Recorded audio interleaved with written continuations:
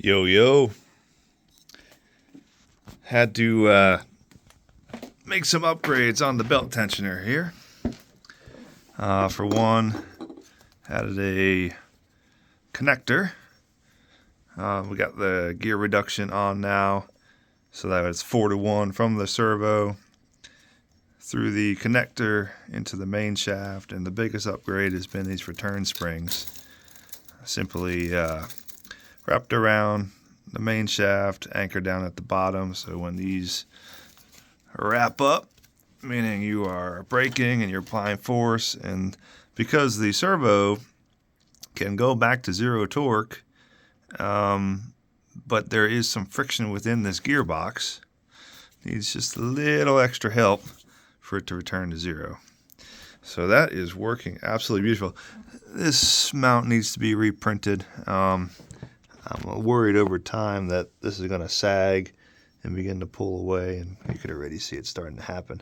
The shaft isn't perfectly aligned, so adding some more stiffness in this plane on this 3D printed part will fix that. But hey, that's just beta, and another reason why it's round one is, see that corner bracket there? I'm not able to get two bolts in here into the 30 rail like I wanted to because of this angle bracket. So, I don't know, maybe slide this slide over here or something will happen. But that's the beauty of 3D printing. Iterate until it works. And yeah, that is working absolutely beautifully. I love that tensioner. And also another thing I love now is the QR2 Fanatec. Did make the upgrade. Have another printed mount here for the formula style wheel that will be mounted on this side of the rig with one of these mounts. But it is a difference between the QR1 and that QR2. The QR1 was a circular index, and it wasn't sloppy for me. The concept being this got shoved in there, and then this retainer ring that is threaded would suck up tight, expand this rubber disc because this is in compression, and push out on the inside of the QR1. And then this would be attached to the wheel. That's the base side, and that makes the rigid assembly. QR2, much more rigid.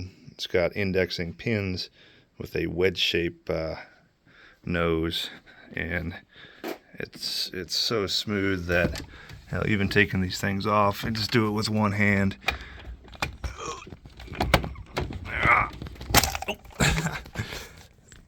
And there's that wedge shape. And put it back on. Just line it up. Little tug. And bam. So now you can flip back between the round and the formula fairly easily. Oh, what else has changed? Not that much. The accident.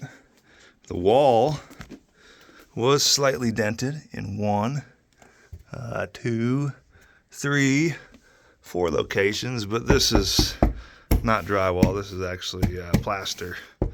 And I think there's cement board behind here because this is fairly rigid, but can't notice. Up in the front, no issues here.